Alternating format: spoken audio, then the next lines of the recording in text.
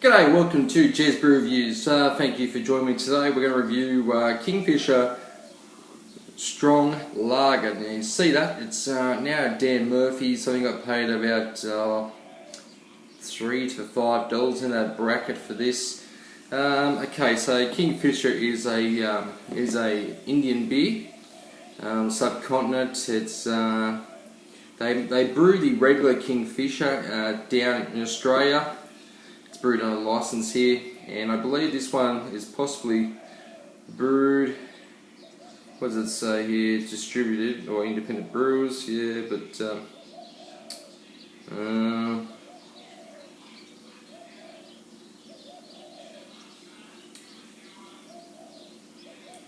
don't know, this might be brewed in New Zealand. So either brewed in New Zealand or it's brewed in Australia, but I think it might be New Zealand. Anyway, it's 7.2% ABV, comes in this green 330ml bottle, it would be, yep, 330ml. Says on the back, Kingfisher Strong is India's largest selling beer. It is brewed from the finest quality malted barley and hops, combines unique taste and quality of Kingfisher in strong beer. So in the States you call this would be classed, 7.2 would be classed as a malt liquor. In Australia we just call it extra or strong lager. Okay, I'm going to use this left-fake glass just because I feel like using it. Same old story with me, isn't it? So let's be super aggressive here. Oh, look at that. Righto. And the glass isn't super, a bit of dust particles there, sorry about that. That's been sitting in my cupboard. Give an idea of that, the colour. You got a stack load of carbonation. You're picking that up on camera there. You got one finger of head. The aroma is very pungent. I can smell it from here. But yeah, it's a typical light gold colour. It actually is pretty clear. I thought it might be a bit hazy being such a strong beer, but it looks pretty clear, pretty golden, typical. Yeah, one finger of white head. Looks a little bit tight. Looks like that might hang around, but I could be wrong. And the smell. It just reminds me of a European lager. That it's like a Heineken times 2 kind of aroma to it. I imagine I do use adjuncts. I didn't say it there. I have had the original. I reviewed that about probably. I did review that about 2.5-3 years ago, and I didn't mind it. It's not too bad. The Kingfisher original. It's got a bit of citrus to it. It's not too bad. It's not a bad little beer.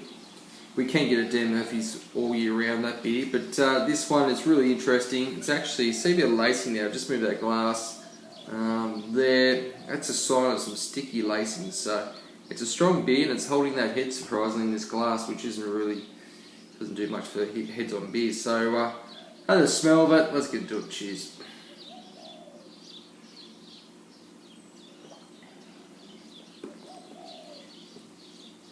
Whoa. Now I've had Old English at 7.5, so I've got a little bit of idea comparing it to the American malt liquors, strong lagers, to this. That's very full on. You're kind of getting like a real sweetness.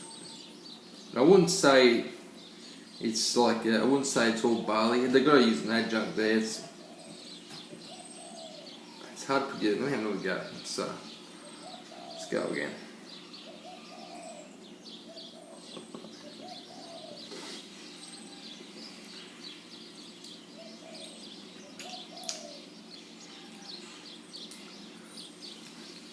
Got to be a hit.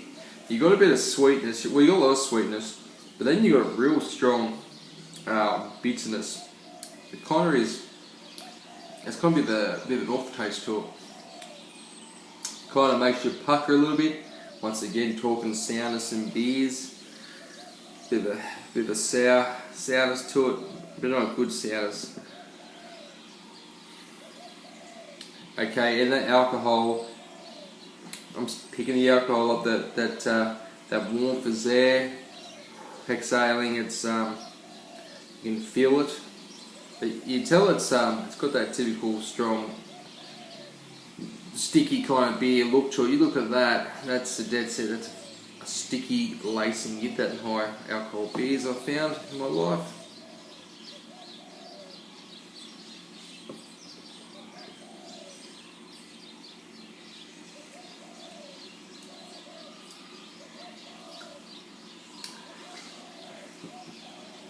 It's not that smooth either. Once again, I talked about rough. Now this is probably a bit common, this word for me, but it's a bit rough. I had that Old English, and I know a lot of people don't like those American malt liquors, but it was really smooth, and honestly, I drank it that quick. I was a bit hungover the next day, so a couple of beers after it.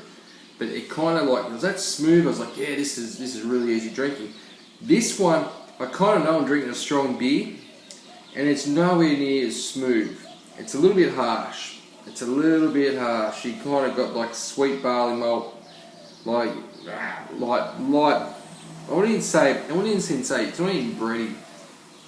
And there's no, it's just all the hop is in the bitterness, there's no hop flavour.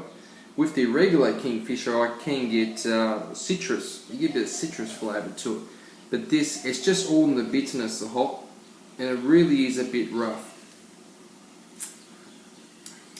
It's leaving a real bad taste in my mouth too. It's kind of like, it's dry, it's the alcohol's high, you know, obviously it's dry, finishes dry. It just leaves a bit of an average taste in the mouth.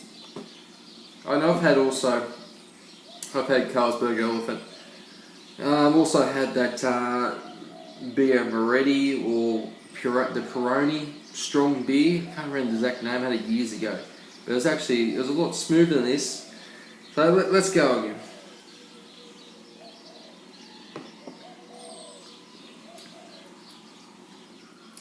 I'll give you more sweetness now. But like I said, most of the hops in the bitterness, and you get this alcohol,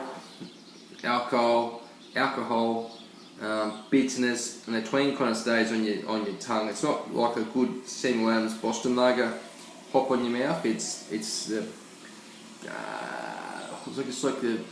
like the too much hop extract or something, you know, liquid hop extract. Look, it's not sounding very positive. I hate to be negative, eh? The positive, it's pretty full, fair bit of body to it.